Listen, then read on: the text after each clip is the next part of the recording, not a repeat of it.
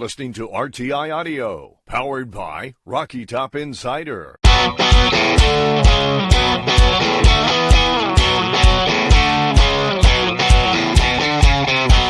This is Pancakes and Bacon with VFL, Kerbyson, and Reed Bacon.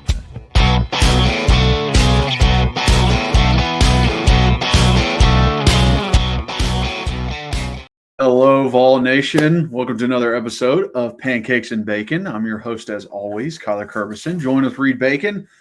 We got another great one today. Vols are coming off a win versus a rival. Away game as well at night. So things are looking good. Can't wait to dive into that. But if you guys are watching, please like, subscribe, hit the notification bell. If you're just listening, rate, review, download, re-download, follow us on all those listening platforms. Follow us on social media. Very excited to jump into this great win and looking ahead. But first, Reed, how we doing, bud? Get that gator chomp. Yeah. Get the gator bait, baby. Let's right. go. You know, I guess it's 3 weeks in a row I got on here and I was pissed off. But this morning, I'm happy. We talked briefly to set the time to record this, and I was joking that – well, I wasn't joking that how happy I was, but I was joking like, I'm back, baby. I'm all in. I'm all in now. Yep, you got me back. And you cracked me up so hard when I was like, you know, so it's like to paint the picture, I'm driving the car, leaving Mass. Meg and I are going to eat. So you're coming through the Bluetooth, but like I'm hearing myself be a little bit louder. So I'm like, I'm back, baby. Like, we're all in, and you just go, you're like, yeah, when's, like, just the way you said it in your delivery, you're like, yeah, when's the playoff ranking come back out? Like, are we going to get that thing or what? We got to get back in these playoffs. Yeah. Is that what you said? You said, when's these playoff rankings? What do we got to do to get back in those playoffs? Yeah, exactly. That is the turnaround. I mean, a couple weeks ago, there was a lot of a fire talk. Not here. Never here. But there was around, Vol Twitter. But now it has changed. The tone has changed. For most, maybe not all. I mean, it's so it still stings. Oklahoma's still going to sting. It's still going to sting for a while. I have a little bit more respect on what they've done and how they've handled. As bad as Oklahoma is, as good as Oklahoma is on defense, and it's fun to watch, and those guys legitimately look like you and I and a couple of our other buddies are playing against like seventh graders. I mean, it's just like these offenses can't do much of anything. Yeah, no, they got elite defensive talent. And as much as I enjoy watching elite defense and stuff, as good as they are defense, they're as that bad on offense. It's brutally bad. Yeah. I thought there is a little bit of a parallel with us and our team last year. Yeah. I mean, I wouldn't even put it that close. What'd you say? I said I wouldn't even put it that close. Well, that's what I was going to say, is because their defense is a little bit better probably than ours was last year. We'll wait and see but our offense was much better because we had a run game. But I'm just saying, like, they're ineptitude to watch, and their defense comes out, and their defense like, wow, this is incredible. Like, we gave the ball back to the offense, and then it's the same old with John Mateer and that offense, in my opinion. So, but I mean, maybe it's revisionist history, maybe rose-colored glasses, but I feel like our defense last year is better than this Oklahoma defense. I don't know. I haven't broken it down enough, so I don't know. But anyways, it's just I bring them up because I was doing yard work yesterday and had my headphones in. But what I was doing, I was raking leaves. Boo! And I was raking leaves, but I was at the corner of my house, so I had my phone up. So I'm listening to the game, but I could like watch and check. And then if I heard like, oh, big play would happen, I'd just walk over to the windowsill for a second and watch it. So I actually watched some of the Oklahoma game yesterday. And it just, once again, it's just like, dude, you just handle business and you're in it. And I know people are going to say, but Reed, you make the kick against Georgia. And I agree, but I think Georgia's much better than Oklahoma. So it's not that I felt like we were a 2-touchdown better team than Oklahoma. As good as that defense was, we had a chance to go up 14-0 on them, and we didn't. So anyways, the last thing I'll say about that is I get up this morning and was like scrolling, and I think Tennessee's up to 18th. And in my heart, I believe we're going to beat Vanderbilt, which Vanderbilt is anywhere between 10, 12, or 14, I guess, is the last one I saw. I don't – but we'll just play hypothetical. What if they're the 11th, 12th, or 13th team and we go and beat them? Well, wouldn't that jump us up pretty close to being like – and then we're going to end up being – it's going to be like the show's going to be all the people in, and then it's going to say first 2 teams out, Tennessee and someone else. And it's just like – yeah, exactly. No, I mean, that's exactly how it's going to be. If we win this upcoming week, we are going to be one of those teams that's first out. It is tough to really find the amount of space because right now, even if like some of these teams lose, Ohio State, Indiana, Ole Miss, Texas A&M, Georgia, and Oregon, I think those all have either 0 or 1 loss. That's 6 teams. That's 6 out of the 12. And it's like, those guys are going to get in. Whoever loses, all 6 of them could lose. They're getting in above us. Yeah. You know what I mean? So there's not a lot of room left. And then you got your G5. There's a 7th. Okay. So you have 5 spots. And how many other teams have 2 losses in front of you? It's crazy. Yeah. And listen, I am not arguing for Tennessee to be in. We do not deserve to be in as of yet. Even if we go and stomp a mud hole in Vandy, that's really our only ranked win. Wasn't Syracuse ranked at the time when we played them? No. They weren't? I thought they were like high 20s. Okay. But anyway, Mississippi State might have been. Okay. Because they just beat Arizona State. Yeah, you're right. That's a good pool. That's a good memory pool. Yeah, so for me, it's like we don't deserve to be in, but when you have this, it's so much of your season is dependent on making the NCAA tournament and making the college football playoff. So it's just, which is cool. I mean, it's a cool thing, but it stinks because, I'll just say that. I won't get into it. But I'll say this. Last night was very satisfying for me for multiple reasons. Before we dive into it, my quote, we'll get to the sponsor. The quote is very simple. And, I don't like that. There we go. Remember, don't reveal too much after your quote. I know. It's just the good old Gator. Chomp, chomp. Chomp, chomp. I was going to do Drain the Swamp and do Donald Trump. Oh, boy. Reed struggled with the stand again. Oh, gosh. Get this under control. Oh, gosh. Bacon junk removal might have had He's going to get that junk out of there. No, I was going to say bacon junk removal might be having a lawsuit, workman's comp. Okay. Yeah, I wasn't going to do Drain the Swamp, Donald Trump, but I didn't want to offend anybody or anything. So, chomp, chomp. And then lastly, bacon junk removal. I will say this. From bacon junk removal to everyone else, I hope everyone has a great Thanksgiving week. It's got here. It's up on us. I was like, holy crap. I think I was driving home from the gym on Thursday listening to the radio, and they're like, this time next week, you'll be sitting around the Thanksgiving table enjoying your meal. I was like, oh, my gosh, yeah, that's right. I didn't even think about that. It is a week away, and now it's this, tomorrow's Thanksgiving week. So I just hope everyone has an awesome Thanksgiving. And do whatever you do that you were thankful for, whether that's be with your family and friends. And we got a lot of good football coming up. That's right. Are you all staying in Nashville? We're going to Memphis. to go see Oh, Brenna, yeah. Brianna's Okay. sister.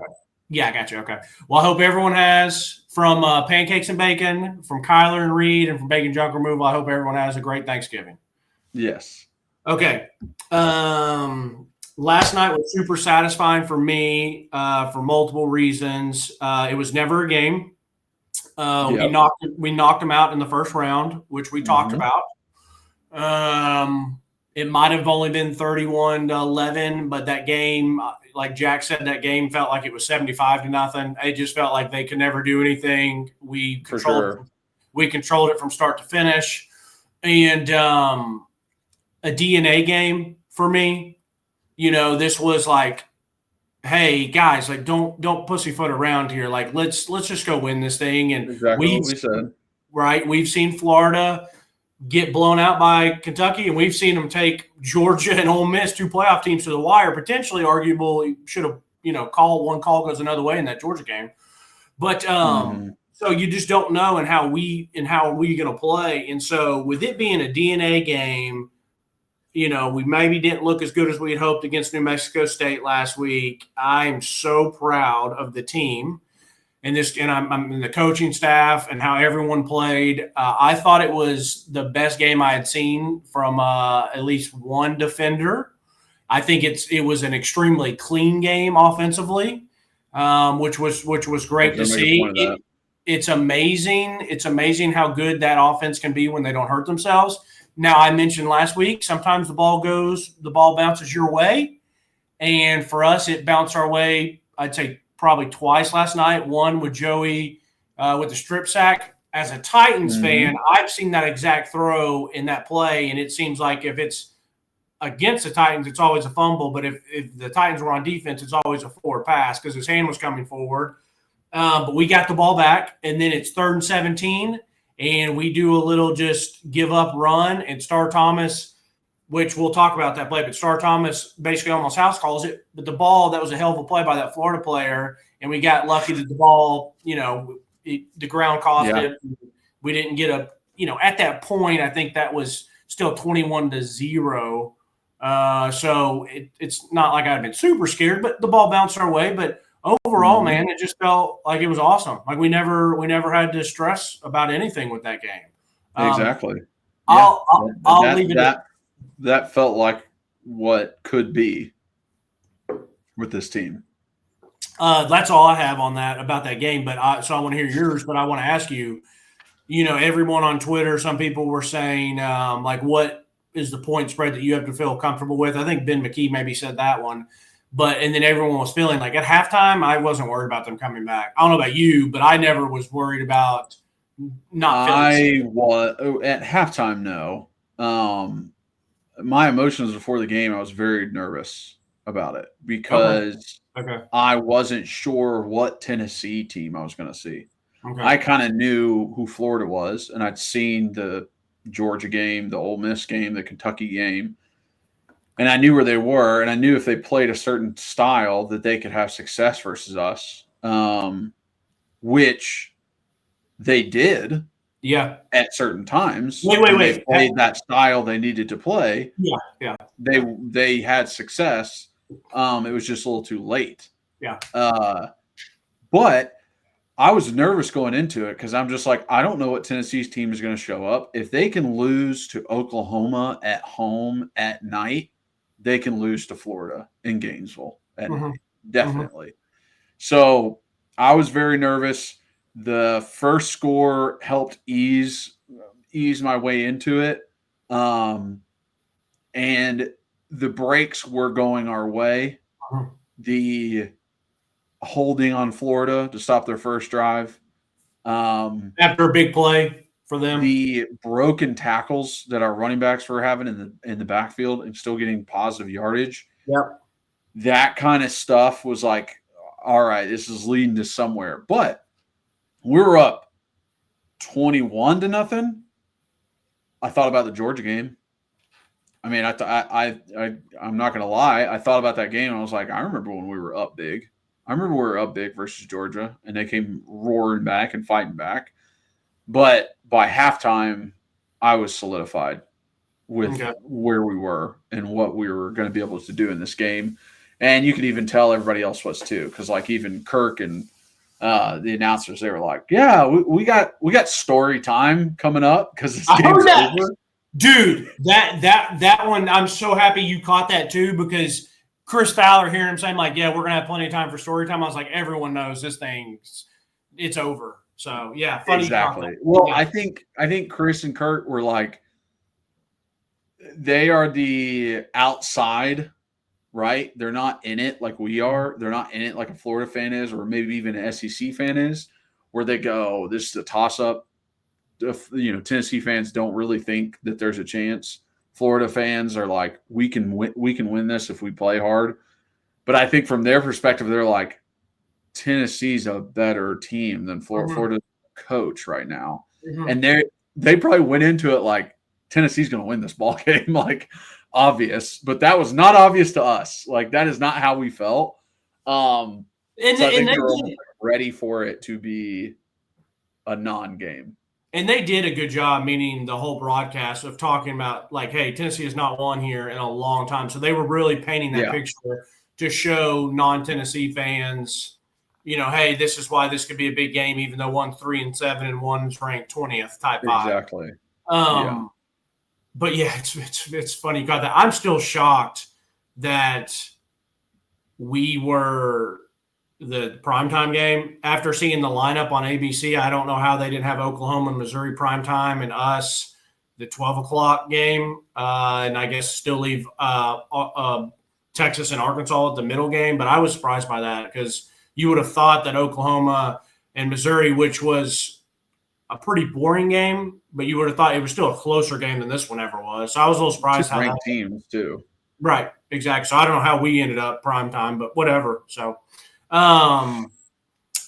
anything else about on your do you I guess we just real quick before we start going into plays, do you are you upset that we didn't score any in the second half, or it doesn't bother you at all, or what's your thought on the second half?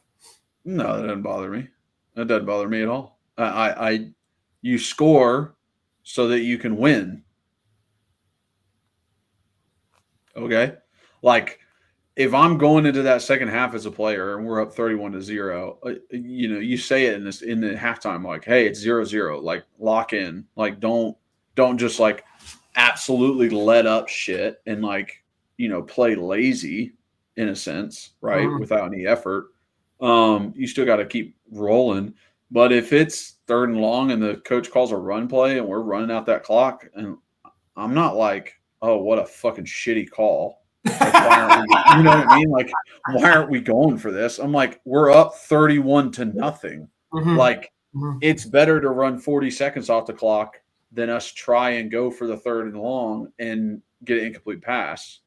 Like it is. And at that point, I would be like, I trust this defense a lot. I mean, they kept me as an offensive player in the Oklahoma game. I didn't. My side of the ball didn't. It was the defense that kept us in that game. Then I see what they do in the first half, and I'm like, they still haven't gotten a freaking turnover yet. I'm waiting for that too, because they usually do. And I'm like, nah, dude. Like I'm good with this. Obviously, we're gonna work our butts off to try, but I don't know. Whenever I was a player and it's like 3rd and long, and maybe we don't go for it, I think about 1st and 2nd down. I'm not thinking about 3rd down. I'm thinking about like how did we fail on 1st and 2nd down where we couldn't get this 3rd down? Right. That's how I look at it. So if a coach is like, I'm calling a draw on this play because it's too deep. I'm not trying to sling the ball around and put it in harm's way. I'm sitting there going, yeah, we should have had a fucking better double team on 1st down. We shouldn't have had a holding to back us up to 2nd and 20. Like, those are the kinds of things that go through my mind. So, no, I did not have a problem with it. I did have an issue with how the half ended. Yeah. Not the second half, but how the half ended. Yeah. I had an issue with. Yeah, okay. I was going to bring that up too. So, for me, if we had hung another 21-28, if this game could have been 50-11 or 52-11, I should say, or we put a 60 burger on them. Yeah, like that's awesome. But I'm still just super stoked and happy. And it's demoralizing. Like everyone knew the game was over. Their coaches and players knew it. We knew it. And it's like, hey, we just got to get through another half of this. We're just going to run it, pound it, chew the clock, demoralize you. We don't need style points. And the other thing is what's the point of – I mean, we still took a shot or two in the second half. We had a field goal opportunity that we missed. So, there were still opportunities to put more points on the board or to go for the jugular. But, like, dude, when the game's over, you play Vandy next week, I don't need to see Joey dropping back and potentially getting hurt. Like, I don't need to continue to show stuff. We were in our bag. We had great offensive play calls and game plans and scheme and first 15 and all of that. And it's like, okay, like we did what we need to do. Like this thing's over. Like there's no reason. And I know people are gonna be like, let them back in the game. They have to show a little bit that they're getting back in the game. And I thought about you last night because it's like it still comes down to execution. We're not kneeling on every play. You know what I mean? So Heupel's still going to do enough, but if you don't execute it, but I never felt worried. And, I thought the second half went like that. I mean, I felt like the game flew by because of us pounding the rock and stuff. And them. Yeah. I mean, the coaching staff told me all I need to know about the way they think of DJ Lagway. Yeah. I mean, you're not even going to give him a chance to try and come back on this. We're just going to run the ball. Just keep running the ball when you have to score 31 points to win this game. Yeah. And it takes you 8 minutes for a drive. 8 minutes. Like you gave up, like they were done. And that kind of told me what I needed to know. Like, okay, cool. All right. Hey, that's going up to the ball and being like, hey, chill before the play starts. Like, hey, we're not going to go that hard. Come on, chill. Yeah. I think it's a great point. So, you want to jump into some plays, and then when we get to the half, we'll talk about the end of the half. Yeah. So, man, I loved it. I don't know how anyone watching the game couldn't have loved it. I thought we were doing. I love the play action. Definitely, we didn't throw a ton in this game, but I like the fact that we threw to open up the run to start. We had some play actions. I love the little play action to Ethan. Great catch, by the way, for Ethan. I mean, it was a little low. I think we start every game with a play action, and that's how I want. Like. That's what I want. I want play action every play. I mean, it's a short game. I feel like it kind of tells you the most of any play that you could run. Oh, about the defense. Yeah. Like, how are they playing the run? Oh, are they scared of the run? Oh, how do they play the pass? How do those DBs move around? Yeah. Like, are they in zone? Oh, are they in man? If you just run the ball right away, you can't always tell what defense they were in. So I love it. And as we've said a million times, everyone from the outside, well, probably not anymore, but people from the outside in think of Tennessee as chucking it deep and all that. But we are really a running team. So these coaches going into it say, hey, like, even Nick Saban said it a couple weeks ago, Josh Heupel's stubborn about wanting to run the ball. And that's why I love it, because you're going to think, it's 1st and 10. They're going to try to run, get a couple yards, maybe get to their tempo. And then it's like, no. So anyways, no, you got your PA to Ethan, and then I guess it was Chris coming back the other way on like a mesh climb route. Then you got Braylon, and then it's Deshaun for 4 yards. Then it's Deshaun for a first down. Then you got another 5-yard run by Deshaun on 1st and 10. Then 2nd and 5, first down Deshaun Bishop, and then you go play action to Ethan. One of the greatest plays. It's those linebackers and those safeties are watching Ethan kind of climb from that other side, get a block, and then he sets it up, and 3 plays later, Kirk talked about it, and we dump it to him. And, hey, man, that's the Ethan Davis we've all been thinking we were going to see. I think Ethan only had 1 play last night on where he didn't get outside quick enough and didn't give his best effort on a block and got us tackled in the backfield. Other than that, though, I thought Ethan played a well of a game. And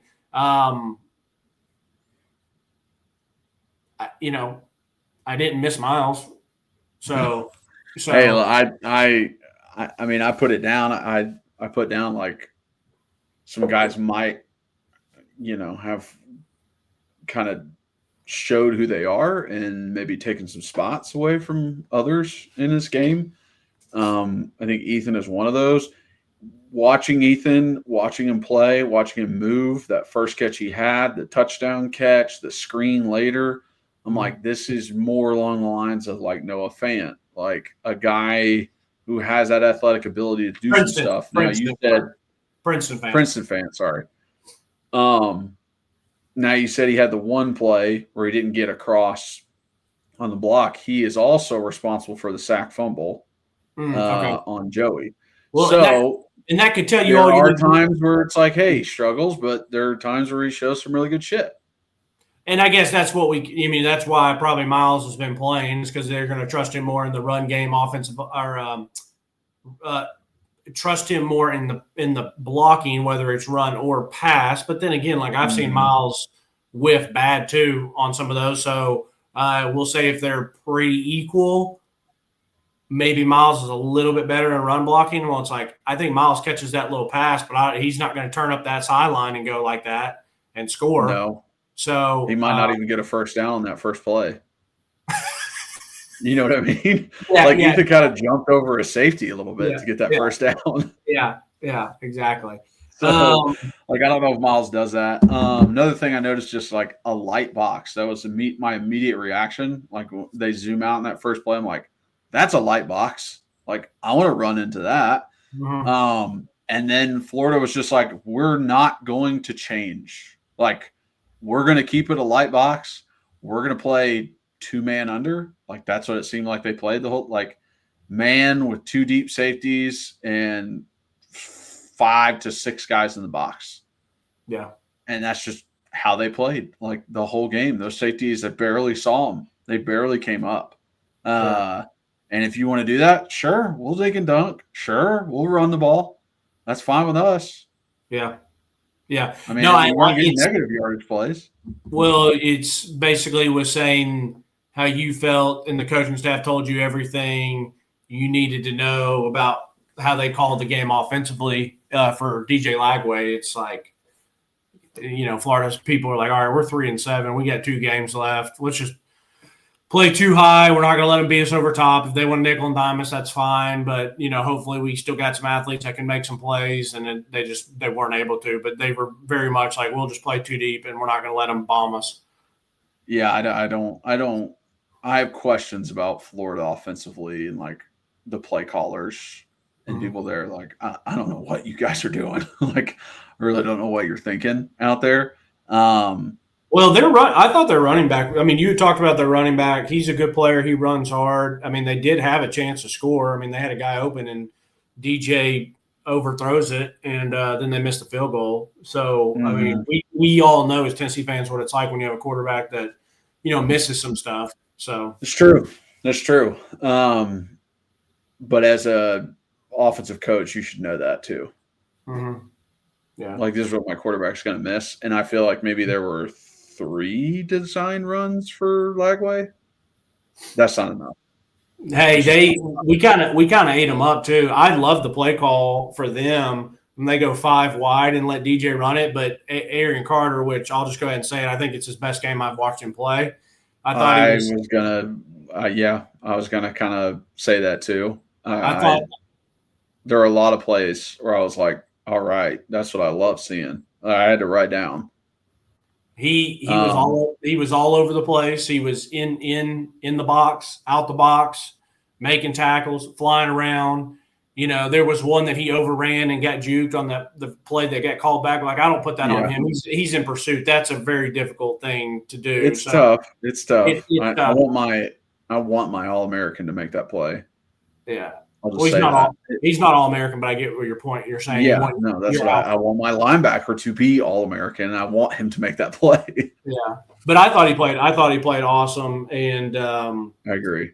But anyway, so defensively, I mean, you got You got a sack / rush for no gain from DJ. It was a little like, oh, got him. Oh, no. Oh, gosh. Like, oh, no, here we go. Yeah, that was very nerve-wracking. I was just like, grab his fucking ass, please. Yeah. Yeah, and then you got we got fortunate. You already mentioned that's the busted play. Eyes were in the wrong spot. That I swear on everything, like the amount of hype that Love is getting over at Notre Dame, like this Baugh running back should have at Florida. Like he is fucking legit, dude. I really hope that everybody else watching this is now like, oh, I finally watched a Florida game this year. That guy is fucking good. He is on a bad team and he makes fucking plays. Yeah. I mean, that play that he made, catching the ball, getting down the sideline, making Idris miss, making Arian miss, finally getting tackled. They call it back for a holding. Was not a holding. No one. I'm going to defend that because I call it how I see it. That was not a holding. I get pissed whenever refs call that on offensive linemen for just knocking hands down. It was not a holding. Shouldn't have been called. But you think about how the game's different. If it's 7-0 and now they're down at the 35-yard line, 40-yard line, it's 1st and 10, as opposed to 1st and 20 or whatever they ended up in. Yeah. Like, that's why the execution and the penalties are such a fucking big deal for our offense. It's like, imagine how that game is different for Florida. I literally just thought of it and was like, that would be us. That has been us earlier this season where we make the stupid fucking penalty, backs us up, and then we can't catch up. Yeah. We can't make up ground. Yeah, that's a great point. And I also love that Kirk called it out. He's like, this Florida team, they've played with a lot of people. They've had chances to beat, 2 playoff teams. They have talent. He's like, but this is what it is. Like, you can't get a holding call on that. And I agree with you. I didn't think it was holding. Mm-hmm. I mean, you said he swiped hands. Did he swipe hands and then pull down, or did he just swipe hands and? No, he literally went like this, and as soon as his hand went down, defensive lineman went down. I think it was Tyree West. So it's like that means you're strong arming, leaning into me as offensive lineman. As soon as I push your hand down, all your weight goes with you, and they think of it as like you're grabbing them and throwing them down. It's like, no, dude, I'm letting them use their weight against them. Yeah. But anyway, so then you got a quarterback draw, and like I said, I like that play call. You spread us out. We don't have a linebacker within the A or B or maybe even C gap. I mean, Arian split, but I've already put the tweet out, and Arian's got his eyes like, all right, I'm going to split out. He's staring at him because he knows too. Hey, Arian's been watching film. Yeah. Right? He knows, hey, they just spread this out. They don't trust DJ Lagway like that. Right. They don't trust him to throw this fucking ball. He's about to run it. They're about to try and jaw. So he's split, but his head is turned towards DJ. He's looking inside like, what's he going to do? Well, and I don't know what the defense is there. So I don't know if he's responsible for there's no back. So are you reading guard, or since there's no back and it's 5 wide, hey, DJ, like you said, watching film, like, hey, this is DJ. This is not, Peyton Manning. If it's Peyton, you probably need your eyes on number 3 over here, but it's DJ. So we're going to watch it. We're going to watch it because they're probably going to run it. And he does. And not only does he shoot the gap and get there super quick, not only does he blast him, but he wraps up and drives. It was the most formed tackle, big hit I've seen, because most big hits, people are just flying in there and ducking shoulder and head and trying to blast him. Right. I thought it was a fabulous tackle. And that's one of those too, where it's like, if he misses, DJ's probably gonna get a couple more yards, and then it just kind of starts trickling. And, we just never let them remotely get close to getting any momentum. And then a screen, and it was great pursuit. And it's like, okay, we got the ball again. And, I don't know if you have anything else there defensively. I'll go to the next offensive one if you want. No, just goodbye Hobbs on that pursuit. Yeah. That's what I had for that last screen. Dalvin played a good game too. Yes. He's gotten better and better every game. Yeah, I mean, he had a sack just being a man-child with pushing the guard back and tripping DJ. Yeah, it was great collapse. Moy and JJ kind of forced the issue, and then Hobbs was just literally just bullying. his dude. Yeah, it was nice. So then, all right, offense, we got another play action. Who caught that? Who is that to? I didn't finish my note here. Because we went play action. That was Brazel, wasn't it? Okay, so that's Well, it kind of looks like I started to write C. So it was play action, and then you had another rollout and climb and drag route to Mike. And hey, I thought about you last night, and I was like, I think Kyler's right.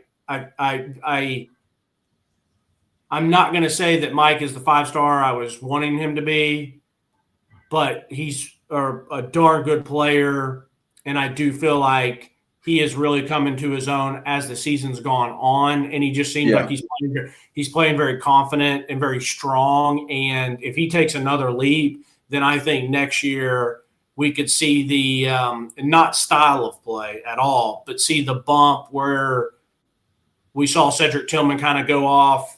Or we had a Velus Jones. We had a Velus Jones go off. Then we had a Cedric Tillman go off. Then you had Hyatt go off. And then this year's Chris Brazel go off. And I think Braylon has done where he's kind of gone off anyways. And I think he'll continue to get better. But like Mike can maybe take that step next year where he's like the bona fide like dude type deal. I agree. I don't think Mike is going to beat anybody or flash with speed. But having sure hands, breaking tackles, making good blocks, getting tough yards when you need them, like that shit matters as a wide receiver too. Like I think of like A.J. Brown. Like when A.J. Brown was like with the Titans, he's got some speed to him, obviously.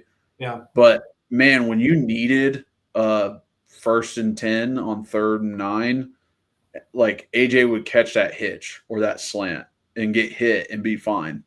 And he's just like a big body. And Mike, like, I don't know, literally that's what it looks like. That's what he's starting to look like. Just like, hey, I'm here for you. Same thing you said, Cedric Tillman. Like, he was never the guy that was the fastest one out there but he's going to body you up. You're not going to beat him to the ball. That's for sure. Yeah. And I should have said Brew too, but which I think Brew is probably a better comp for Mike, except but Mike's so much faster than Brew. And I disagree with you. I think Mike's got elite, like he's got speed to take it over the top. We've seen him. We kind of feel like it's a new player because he changed his jersey number from 10. Now he's 4. But it's like, I still remember Mike burning some people deep. I guess I don't know, was that Vandy last year? And like, he's got a chance to jump ball toward his body. And now he's showing his yak and stuff. But I hear you. I get what you're saying. But I mean, he gets that climb route, breaks tackles, gets a first, and then they give him the end around. And he absolutely trucks Buddy, kept running. They got like 4 dudes on him. They can't bring him down. They never tackled him. He was still running. It was just out of bounds. And so I love to see that. And I think him and Braylon next year are going to be a really, really A and B 1-2 punch. And I don't know who's 1 and who's 2, or who's going to be 1 and 2. Yeah, I just think you say 1-2 because one goes first, but like I don't think anybody's going to be more utilized than the other. It's just like, hey, who's open on the play? Yeah. That's what I want to get the ball to. But another thing Mike did great on that play is his block setups. Yes. Like he slowed down, let Deshaun go, let I think it was Van who was in front of him. It was Braylon. Jack Van Dorsler and Braylon was out there too. Okay. But he was just like, let them go ahead of me. Let them get the blocks. And then I'll try and squeeze the gap. And he did. And he got hit, but like you said, just stayed up. He's like, I'm good. I don't know what you were doing right there, but I'm going to keep going. Yeah, it's going to be fun. And then if Tristan Keys, who's a big body, so does he kind of replace the Chris Brazel body type and frame, not production? But because I'm not going to try to say that a freshman needs to come and do that. That's not realistic. But it's exciting, and it was good to see that. And then Braylon did his thing with making his catches. But anyways, you got the end around to Mike.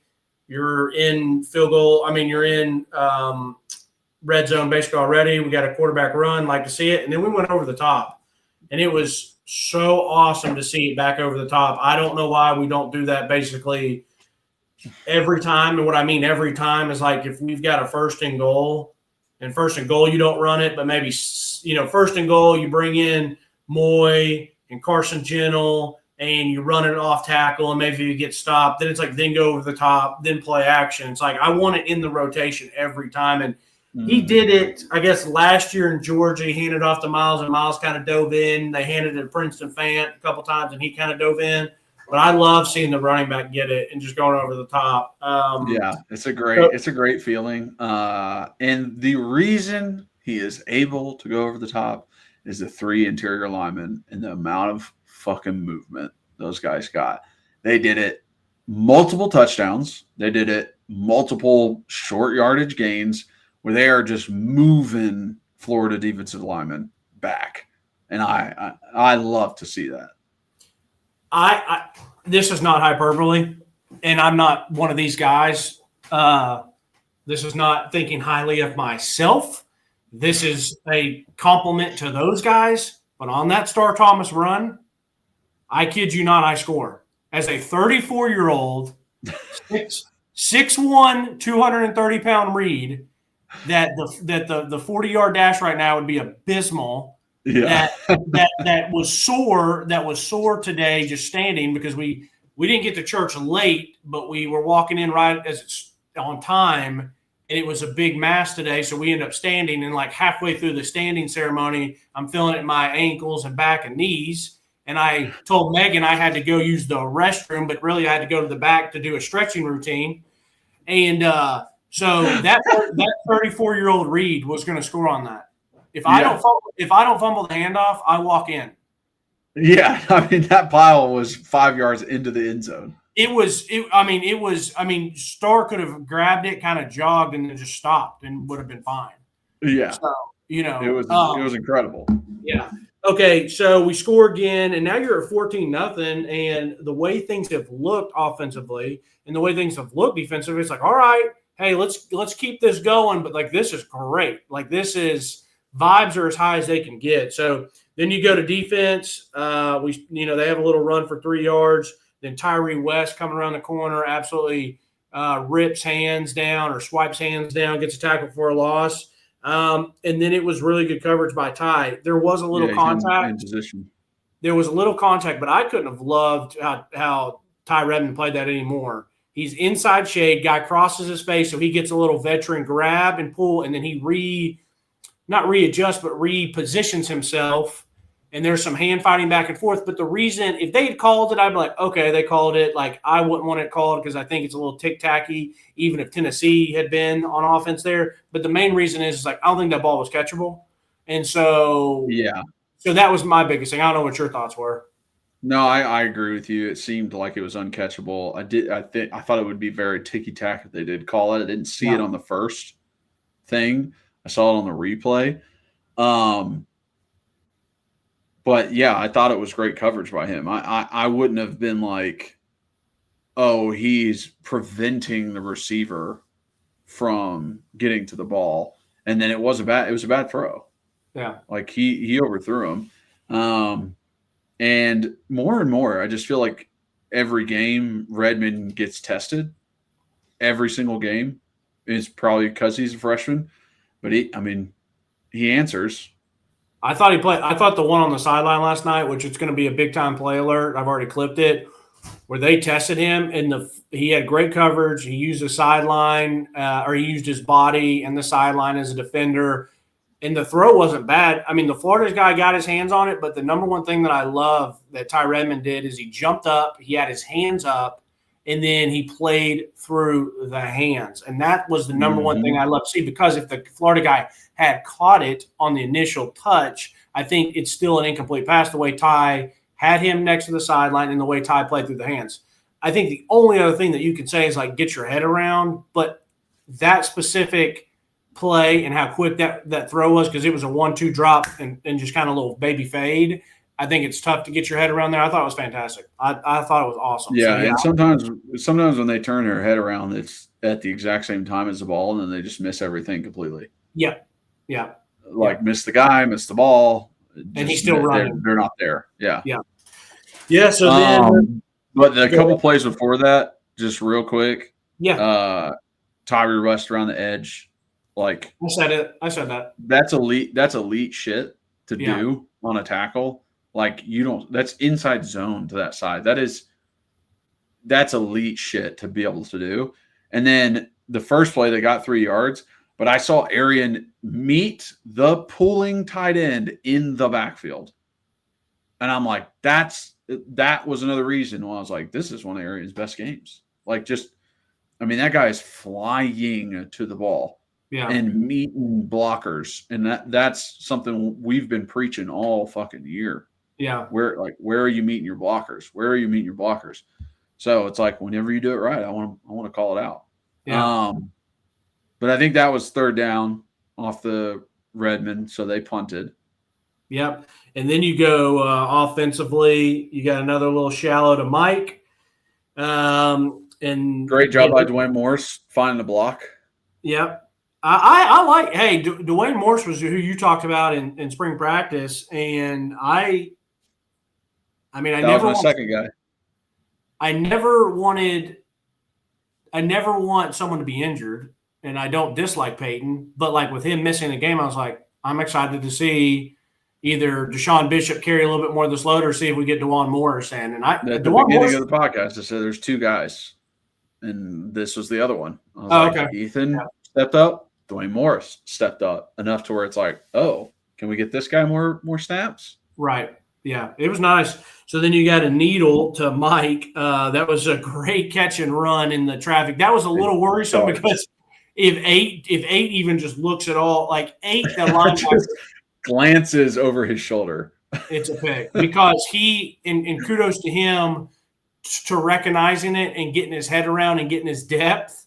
So it's like, I like that in my linebacker. Get back, find your guy. But yeah, if he turns it all, that's a Joey pick. And I don't know. Listen, I don't know if Joey saw that he was turned, so he knew to throw it, or if Joey was just throwing it no matter what. I don't know. Only Joey knows that. But it looked beautiful and it worked out for us. Yes. And then you run for a few. Then you got your play action, and it was throw to Jack Van Dorsel. Hey, good catch, Jack. He looks a little bit more athletic than I expected, and good finish. I was like, I wrote down like, you know what? You need to reward Jack a little bit for all his blocking he's been doing this year. Like, that's all that man has been doing. It's like, give him the ball a little bit. Yeah. Yeah. Okay. You got your tight end middle screen, which I love how they set the tight end middle screen up, like show some eyes out here to the left, come right back into Ethan middle. Good blocking, good hard fought, after he caught it. Then you got 2nd and 3, which was a tackle for loss. We've already talked about that. Ethan missed the edge. He didn't get out there enough. I don't know if he didn't see it or if he was just slow to it or whatever. I'm sure he was expecting the linebacker to be inside. It was an inside linebacker. He's usually expecting him to meet him in the B gap.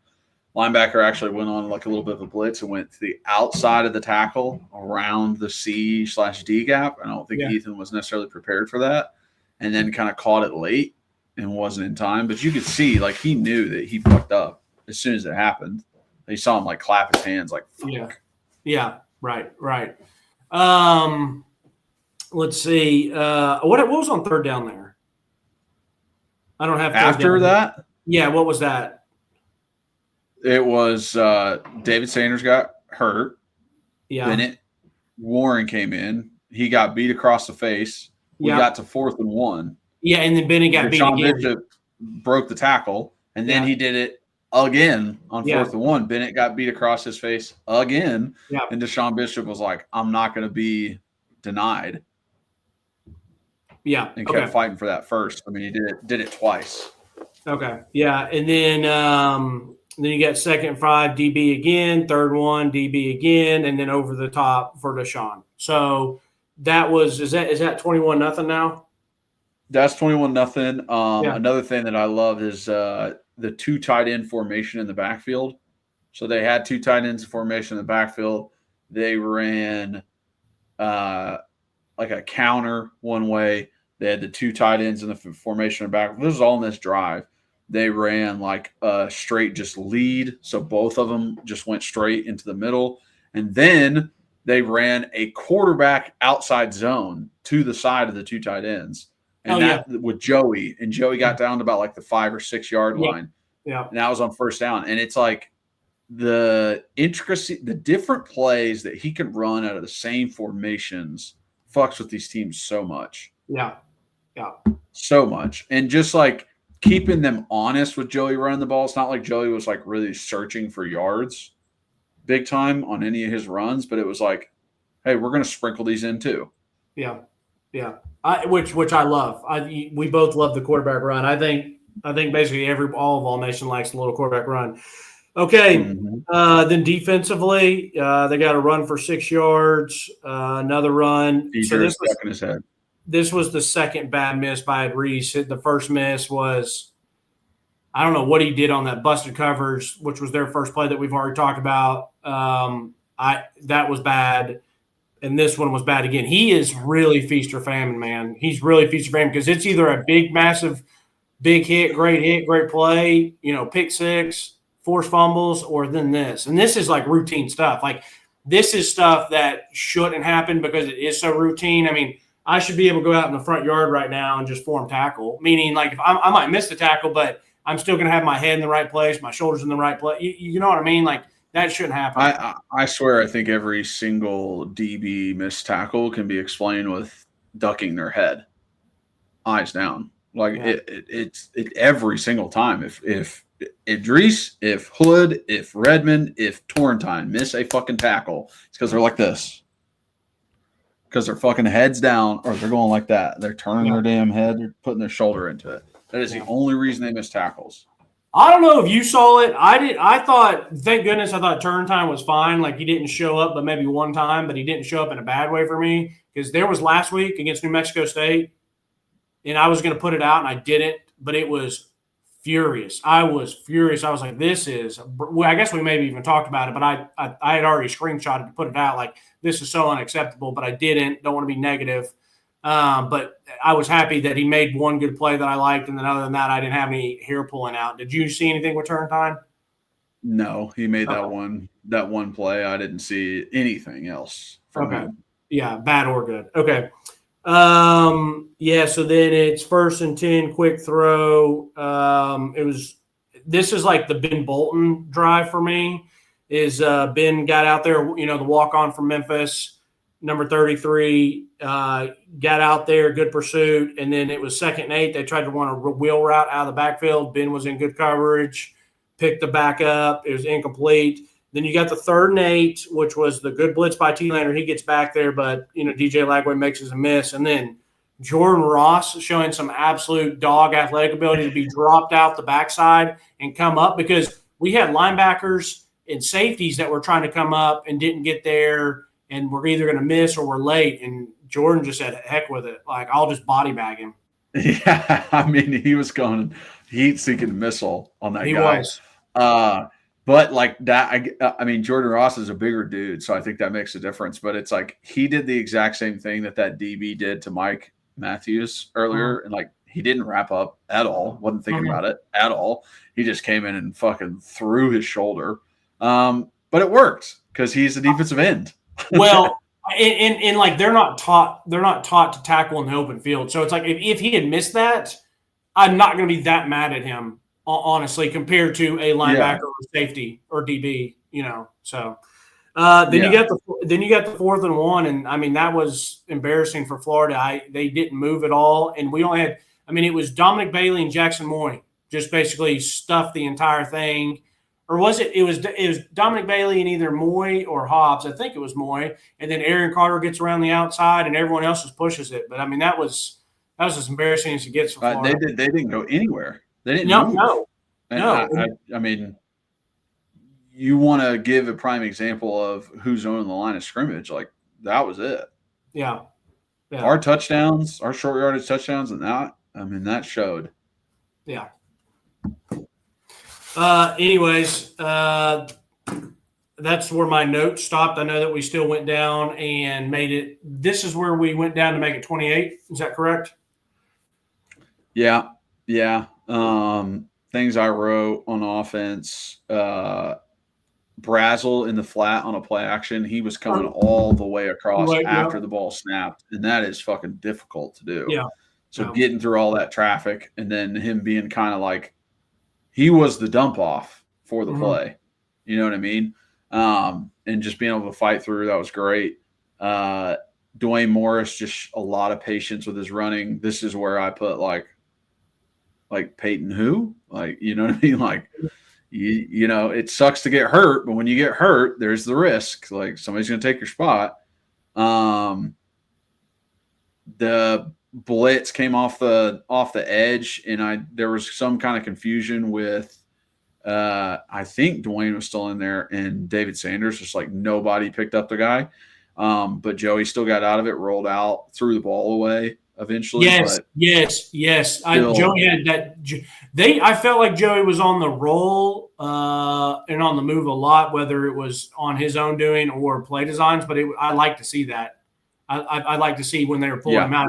We had the one earlier in the game where it was the big play action rollout, deep throw to Braylon, which was beautiful. So I mean, that was like a 20-yard throw. That was like a 20-yard rollout throw. So yeah, I like seeing that stuff. Yeah, I do too. Again, I have just like Deshaun makes you right. I mean, he was doing it all game, but like just breaking a tackle in the backfield, but then gaining positive yards. So he did well. Bishop, same thing. He was breaking tackles like crazy. Let's see. That I think was the Star. No, Star was the one before. No, Star had two. And then we didn't even really talk about his run on third and 17. Stars. I thought it was coming up. Yeah, no, that is the amalgamation. Those two plays in a row where I was like, we usually lose that fumble. Yeah. We usually don't get that ball. Like defense picks up that ball. The drive is normally over at that moment. Even if we do pick it up, drive's over. It's done. And somehow it falls our way where we're running that outside. We're getting to the edge. Somehow no one's there. He actually really doesn't even get touched by a Florida defender. Did you see why? So, and I'm not saying that this was done but like pre-snap, but it does look awesome because Florida is doing that. Hey, it's 3rd and 17. They're doing that thing where we're going to overload your left side. So they had 3 guys hands down and a backer. And then on the right side was only 1 defensive end and 1 backer. So the guard didn't have anyone over him, but Star starts on Joey's right, and then he motions to come to the left. So it's like, okay, it's almost like, well, if you're not going to have anyone down here, instead of running into your heavy side, we'll run into your weak side. And Sham and Jesse do a great job. The whole offensive line pulls, and then you do look like, oh, there's going to be some chance here. And then, but it looks so congested on TV. You're like, I don't know, but you're right. Like Star doesn't really get touched, and then he kind of fights through, runs hard, and Sham like tries to pancake his guy. It looks like he's like, get out of here, dude! Like go and like shove Star. Like go. yeah, and then Star just takes off, and you're like, whoa! Like we're about to get this first down, and he might get 6. So those 2 plays were very much. I mean, that was almost battered Vols syndrome of like years ago. That would have been us. Like, oh my gosh, we could have gotten that. Yeah. Like, and if you score, it's a 2-possession game, and you fight yourself in, but then we give up a 3rd and 17 run, and then the fumble doesn't happen. Out of the back of the end zone. So yeah, no, it's there was a lot of emotions, like just up and down those 2 plays. So I'm like, of course, we fucking let up a sack. What are we doing? Like the sack fumble. Oh wow, we got it! I can't believe we got it. Then oh yeah, we're just running the ball. Oh shit, there he goes. Oh, he fumbled out of the end zone. Like it was just, oh no, oh yeah, oh no, just so much. Hey, like I said though, sometimes it bounces your way. And you make your own breaks. I mean, it's not like I'm saying that we got lucky to beat them, but there was some. We had some. Yeah, no, definitely. Yeah, so now do you want to talk? So basically, they drive down defensively. I don't know if you want to talk on anything. They have a couple good plays. DJ Lagway has the long run where he spins. They ultimately don't get any points because he overthrows one and then they miss a kick. But do you want to go ahead and talk about that offensive drive right before half and then go Vandy? Yeah, just anything stuff to finish on defense. Some great open field tackles, 2 in a row by Arian. Just getting out there in the open field. The one that he read very well. I have it clipped. Yeah. Love Tim Banks, just nuts. Like, I'm sending 8 dudes on 3rd and long. Like, good luck. McMurray, actually a very athletic thing to do and stay up after a stiff arm right to the face. I have it clipped. Pressure. I have it clipped as well. It worked out. But I still would have liked to seen our guys about a yard or a couple steps up, because if DJ, and I know hindsight's 20/20, so DJ doesn't know we're all coming. And so he can't just be like, oh, they're all coming, I'm going to call a slant, easy, quick. But I do think a good quarterback is going to say, okay, that's their distance. It was 3rd and 8, maybe 3rd, 7, 3rd, 8, 3rd, 9, and our guys were at 10, 11, 12. Usually you're at the sticks. I would have liked to seen them come up a little bit, but it worked out. And the play that the play of what made that play was how good Jalen was, because we have seen so many times guys come off that free rusher and just are abysmal. And then Stetson Bennett what's that? Stetson Bennett, when we played Georgia at Georgia, and Walker came off the edge, fucking free, missed the tackle, and Stetson ran it in for a touchdown. Was that Banks or who was that other backer we had for a hot minute? Mitchell. Juwan Mitchell. Yeah. Who'd you say, Walker? I thought it was Walker. Who's Walker? I don't even remember a Walker on our defense. 13. Oh, yeah. Remember, Wesley Walker. Yeah. Yes. That's what I thought it was, but you might have been right. It might have been Mitchell. Yeah, well, it happened a couple times with Stetson Bennett. So, but I mean, I've seen it happen with when we were at the Florida game and it was Anthony Richardson or whoever. But for him to make that play on a bigger guy and an athletic guy that's what makes the play. So, yes, I want to see our DBs up a little bit. But there's another one, too. I think Tim was bringing 8, but it looked like Arian Carter showed that he came, touched hands, and then dropped out to be a spy. And if he did that, then I love that even more. I don't know if you caught that. And I don't know if that was designed or Arian. It looked designed, but I don't know if Arian was like, I'm not getting there, so let me just bounce out. Either way, I'd like to see that we still had a guy that was there in support if Jalen didn't make the play. But that was a heck of a play by Jalen McMurray. Yeah, agreed. Then on defense, I just had like Edwin ducking his head. I had Redmond ducking his head at different times. And then we talked about that Hobbs sack, which kind of, stopped them before the half, made them kick a field goal. But our drive before the half. So I'm good with everything up until about 26 seconds. Yeah. I like the runs. Yeah. I like Bishop. He's showing me some magic, breaking tackles. We get a rough in the passer while Joey's like out scrambling, which really helps. Ethan over the middle, looking good. Like, we're moving the ball. Bishop gets to the edge. He just outruns people. And then it's, what are we on, the 35-yard line, I guess, with 20-something seconds left. And there's still opportunity to score a touchdown. And it's 2 runs in a row with no hurry to it at all. There's no like, hey, we're going to run on the first play, but the second play is this, right? Like, we even did that where it's like, hey, we're about to run Linux. The next play is 52. So get up on the ball as soon as this is down. We're like, okay, great. Like, if there's any calls that have to be made after that, we'll do it. But if we get up, we see a good formation, we're snapping the ball immediately. I didn't like that. That didn't seem like we wanted to put our, foot on their throat. Yeah. I agree. And I was watching it and rewatching it. You're like, dude, you're in field goal range, 30 something seconds, a timeout. Like, hey, let's hit them with a play action drag. Let's get Joey moving again. Like, let's attack the middle of the field again. You've done basically everything you've done in the passing game has worked. Let's not do it again. Get down there. Now you're at, say if he does a drag and we get another first down out off of it. Well, okay, now the clock stops. Now you're at the 22-yard line, we'll say, and you've got 20 seconds and a timeout. Well, then you can take your shots. Well, anyways, we still get down there, and it's 10 seconds.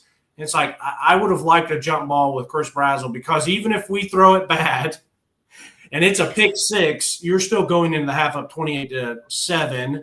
And I know you lost the momentum, but the way that game was going, I don't feel like we choke it. But then again, yeah, I agree with you. Like, let's try to nail on the throat. I mean, maybe if we're sitting here and you and I were just talking to Josh, and Josh Heupel's just like, guys, like, I just wanted to have that, like a 30 burger that looks a lot different and more deflating than 28, I guess. I don't know. I mean, it makes it a 5-possession game. Yeah, maybe Oklahoma and Alabama fucking scarred the man. I don't know. Both of those games being just like, yeah, I want to fucking try, but sometimes when you do, it doesn't go well. Yeah, and that could be. And maybe there's analytics involved that it says if you're up 31-0, you got a 98% chance of winning, but if you're up 28-0 or 28-7, it drops drastically. Like, I don't know. I don't know how much they play into analytics, or if it was gut, or he's scarred, or he's like, I just want points, so I'm not going to do anything to mess it up.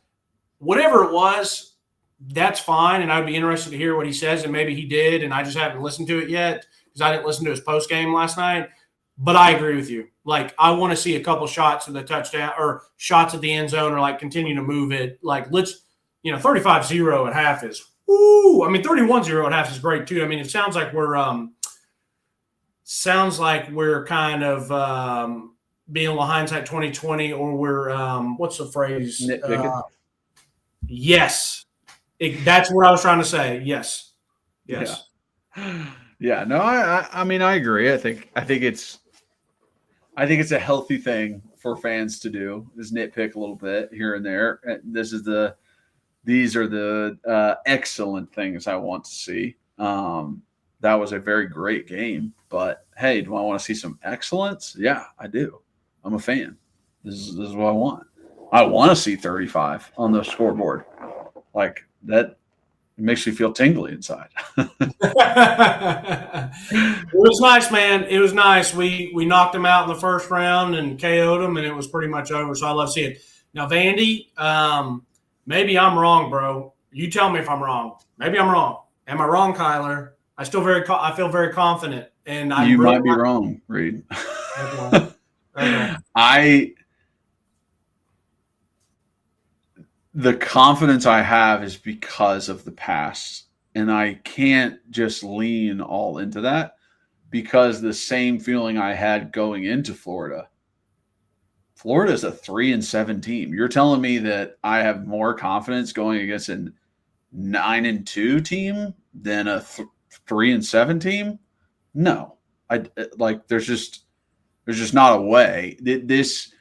Yes, it is Vandy, but this Vandy has beaten good teams, has won games where they had to fight to win them, has been in some good situations, bad situations, and made their way out of it. What I'm saying is they're experienced, and that's tough. They have a leader on their sideline. That's tough. This is not a team where you can get up and they'll be done because they don't have any leaders like Florida.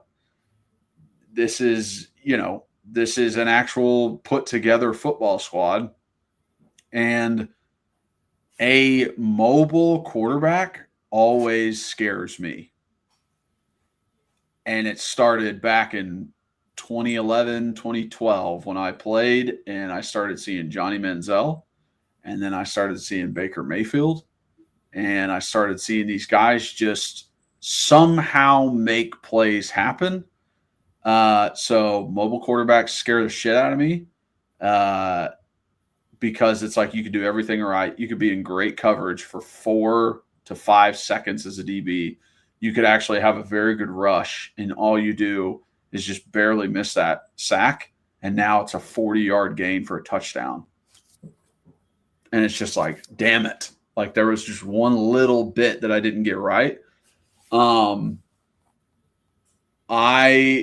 I don't think that this Vandy offense is going to struggle versus us. And that makes me, again, say it depends on our offense. And I can't completely trust our offense right now. That's just how it is. Like previous games have made me not trust you. But I haven't seen a game where Vandy's really been stalemated and stopped on their offense. So I can't say that our defense is going to do that. So it feels like a close game. And I can't say the Nealand effect because I just saw him fucking lose to Oklahoma. It's like, because we're at home, yeah, that makes me feel good. But at the same time, I felt good versus Oklahoma too. And it didn't turn out. So, yeah, I'm definitely – there are nerves heading into this one. Yeah, maybe I should be nervous because unfortunately for Vol Nation, since my feelings are what actually determine games. So usually if I feel like a little worried, a little nervous or whatever, which – it's like yesterday or last night I wasn't really worried or nervous, but I definitely had it in my mind that I don't know what's going to happen, and I'm not going to be surprised if Florida beats us. But now that I do feel confident because it's at home and I'm loud about it, that I'm confident, just like I was confident against Oklahoma, just like I was confident that we were going to go win in the swamp in 2022 or 2023 by 10 points. And then I'm sitting there at my parents' house eating dinner, and they show Josh Heupel, and he's walking, and it flashes me back to the last time I saw him walking down there and like getting fired up and getting juiced and getting all the Vol fans. And I tweeted it out, and I was like, "Let's fucking go! He's ready." And then we lost, and it was a pretty bad loss. And so I'm sitting there last night. I'm like, "Oh no, is this foreshadowing?" But so yeah, I guess the fact that I feel pretty comfortable is maybe a bad thing. I don't know. But like Vandy doesn't have a good win, in my opinion. And the fact that we are at home I don't think we lay another egg like we did against Oklahoma. I do agree with you that Vandy's going to play tough. They're going to play hard. They're going to play 60 minutes. They're going to play, pretty good complimentary football. I truly think that Tim Banks is going to do what he's done against Diego and some of these other people. Like he's going to try to heat his ass up. He's going to try to make him beat us throwing the ball. And it's really like, if we make the plays, it could be a clutch-up game. It could be a clutch-up game like who makes the plays, who doesn't. I'm talking about their offense and our defense. But if our offense comes out and plays clean like this, like that Vandy defense ain't stopping us. I mean, if their defense – if their defense gave up a gajillion yards and a ton of points to an Auburn team, then it's like they're not going to stop us at home. But so yeah, Agreed. I think if our offense performs the way that I know that they can, I agree with you. Then nobody can stop them. I don't think there's a team in the country that can stop them. Yeah. But when they start shooting themselves in the foot and fucking holdings and jumps off sides and stupid penalties and drop balls and shit like that, yeah. We're going to lose. Yeah. When we did it, our game versus Alabama after the game, I said immediately after on the podcast, if this offense plays like this, they could lose to anybody. Yeah. Anybody on the rest of our schedule, I was like, they could lose to anybody. They play like this. Yeah. This ain't an Alabama thing. This is a bad football thing. Well, and you were right, because that's what they ended up doing against Oklahoma. So, yeah, I don't know. I mean, keys to the game for me is this, the crowd's going to be great like we always are. cliche, but first kneel and maximum, like whoever makes the least mistakes. I think turnover margin will be big in this game. I'm not really worried about yards. And if they move the ball up and down against us, it's just, can we hold them to field goals and stop them? But yeah, I mean, it's, if we look back and it's who had the least turnovers and who made those 4 to 5 to 6 clutch plays, like, I think that's going to tell you who wins. Yeah. And I do. Go ahead. You said maxims, and then every point you were making afterwards, I was like thinking of the maxim that goes with it. It's just like, yeah, you're right. It's like, yeah, press the kicking game. Here's where the breaks are made. Yeah, ball, oxy, cover, block, cut and slice, pursuing, gain, tackle for this is winning edge. Yeah, that's on there. Like, I was just like going through each one of them. Like, yeah, he makes a good point. Yeah, well, that's impressive that you still remember them, but I guess you did recite them for 5 years. So, Yeah. But the only thing I'll say is, I mean, I hope we play a clean game offensively. I don't know if we will or not. I think that they, I want us to run the ball again well. I'm not going to be super surprised if it's kind of hit or miss. Like, we'll have some good runs, they'll have some good stops. But I think my biggest thing is I just want Tim to make Diego beat him passing the ball. And that doesn't necessarily mean that we have to blitz him like crazy, because he's going to be good enough to make a missed tackle here and there and maybe weasel around. So I'm not saying you got to bring the house. You can bring 4. You can bring 3 with a spy, like a little trap spy. When he starts going, then we're over the top. I don't care if we drop 8 in coverage at some point in some time. Like, I just want it to be where we sell out against anything run game, whether it's quarterback run or handing off. I just want them to beat us in the air. That's where I will leave and be like, if they did that, then like, it sucks to lose, but like, okay, cool, kudos. Like, I'll give it to them. But I still think, as Tennessee, like, you shouldn't lose this game. I'm still on that point too. So yeah. So inventive ways to bring the extra man into the box. That's what we want. Fine with me. Fine with me. Yeah. Go Vols. I'm excited. Should be a good heavyweight match. And let's just beat them like 70-0. And then they're like, well, I guess we have to put them in the playoff. Yeah. First 3 lost team in the playoff, baby. Hey, brother. All right, brother. Okay. Thank you guys so much for watching and listening. Please, if you are watching, like, subscribe, hit the notification bell, leave a comment.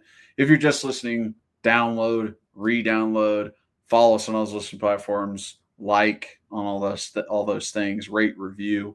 Follow us on social media as well. Everything is description below. Again, thank you guys for being the best fans in the world. Hopefully everyone has a fantastic Thanksgiving with your family. And it's rivalry week. This one is honestly a little bit heavier than most years, I would have to say, but still very excited about it. And as always, go Vols.